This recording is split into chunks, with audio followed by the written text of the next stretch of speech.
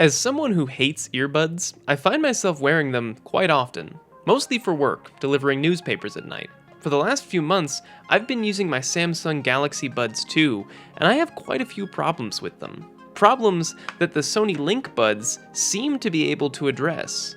Can these weird donuts really be my new daily drivers? I think so. Let's get the most obvious question out of the way first. Why do these earbuds have a hole in them? Sony calls this an open ear design, and in practice, it works a lot like open-backed headphones. Basically, the idea is that without a plastic cover around the driver, your ears can hear everything going on around you, as well as your music. The ability to hear your surroundings is actually an unintended function of open-backs, but Sony seems to have turned that into a feature. The reason they're called LinkBuds is because they keep you linked with both your digital world and your real one. These aren't the first earbuds with a feature like this. Notably, Samsung tried a similar concept with their Buds Live, or Beans, as every sane person called them. Bose similarly has a lineup of sunglasses with built-in near-field speakers, but neither of those options feel quite the same as just putting in a pair of earbuds, a feeling which the LinkBuds capture beautifully.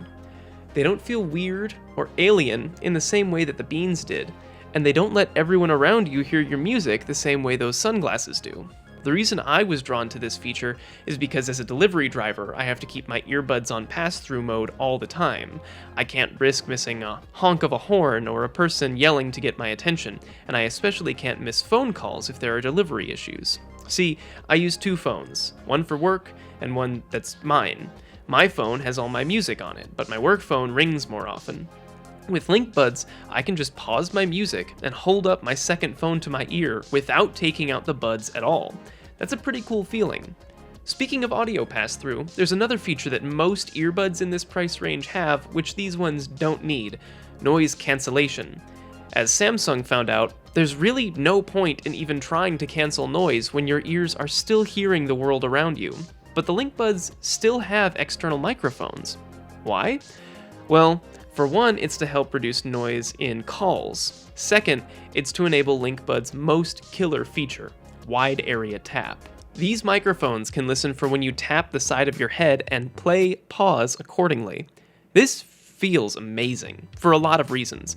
My biggest issue with the Galaxy Buds and all other truly wireless earbuds is that when I go to adjust them in my ears, it activates every touch-sensitive area on the stupid earbud. Not so with the LinkBuds. Touching them won't do anything. You're free to position and reposition them all you want, and there's no risk of skipping, pausing, or activating the assistant. I think every company should take note. This is the future of touch controls. It feels unreasonably futuristic to just tap your head and have your music pause. Positioning the earbuds is another neat optimization because they fit in your ears the same as any other earbud. Putting them in is pretty easy. There's a very generous range of silicone ear hooks, which let you settle your buds with relative ease. What's not so easy is getting them out of the case. I have no idea why, in an age of magnetic cases, Sony chose to go with a latch mechanism for this case. It makes getting the case open a chore every single time, and it's so small that it slipped out of my hand several times. I'm sure this decision was to try and keep the earbuds from falling out, but there's a friction latch on each earbud inside the case already. The case latch is overkill and feels liable to either wear out or get stuck closed. Since we're talking about gripes, the earbuds themselves feel a little uncomfortable. It's mostly because they're made entirely of plastic, which can be uncomfortable in your ears after an extended period of time. I wish there was silicone tires or something you could wrap around the drivers.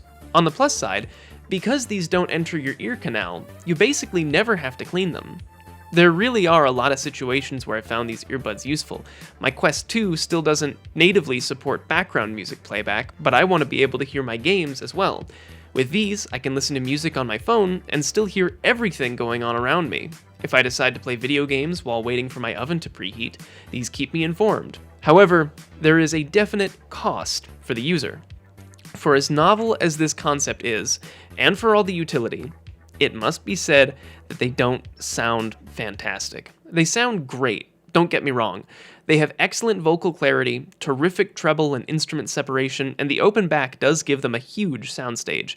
However, all open backs have the same hurdle to overcome, and it's bass. Open-backed headphones have a much harder time trapping bass, and these are no exception. Even with Sony's clear bass preset, I have a very hard time getting any low end out of them. It seems like clear bass is actually just raising the sound frequency of normal bass, so it's easier to hear. But you aren't supposed to hear the bass.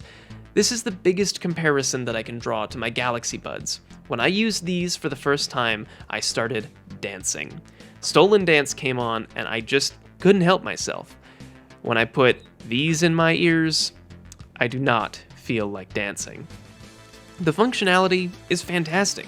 The Sony Headphones app is really easy to use and configure your headphones, and they sound pretty good. But they feel a little uncomfortable, the case is hard to use, and they have minimal bass. For wearing outdoors, when you really want to hear your surroundings, they're a must-buy. So long as you're looking for great podcast headphones for long drives or riding a bike, these are a great pick. Just don't expect miracles. I've been daily driving these for about 3 weeks, and I'm still torn. They seem like they were custom-made for me and me alone. But there are times when I just want to listen to music. And when that happens, I reach for my Galaxy Buds every time.